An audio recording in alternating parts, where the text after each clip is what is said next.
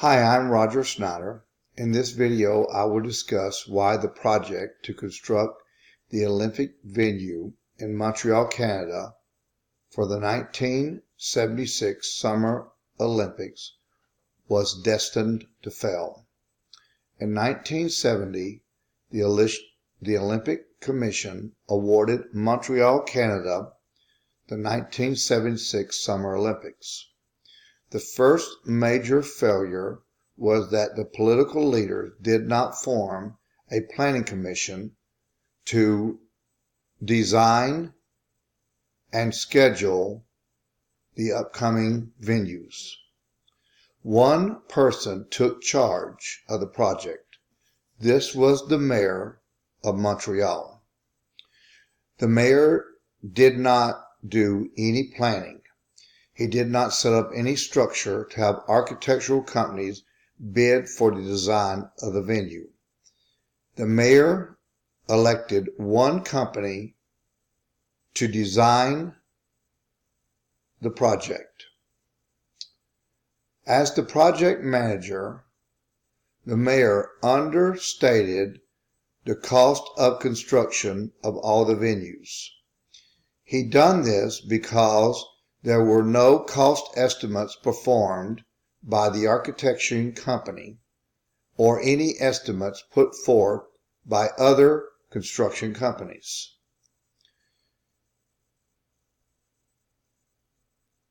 Next, he overstated the initial rate of return. By not having true cost estimates, there was no way that the project manager was able to estimate what the initial rate of return would be and how he would fund the project. By not using a bid process to help select the project architectural firms, he set the project on a course to failure. There was no deliverables set in the initial design, so there was no way to truly determine the total cost of the project. Without a true cost of the project, there was no way to determine the initial rate of return.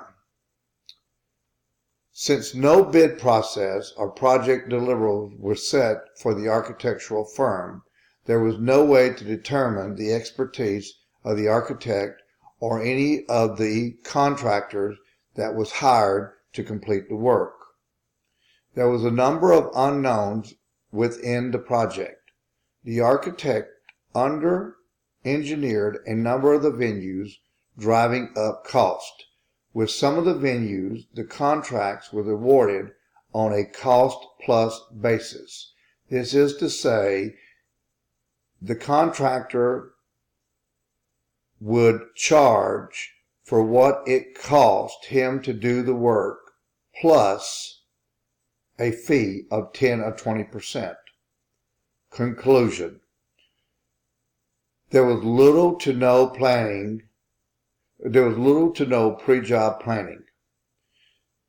There was no bid process to select the initial architects for the project. There was no leadership. The project was allowed to run under a conflict of interest. The project also ran with no schedule. The recommendations.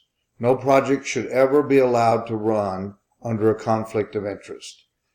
If the project manager has more to gain than just the satisfaction of delivering a quality product, they should not be allowed to run the project. You should always set schedules. If you do not have a schedule, you do not know when that your resources should be brought into the project. Planning and required project deliverables are a must. Without the proper planning and without deliverables, goals, and milestones, you will not know when the project is to move into the next phase. Thank you for your time.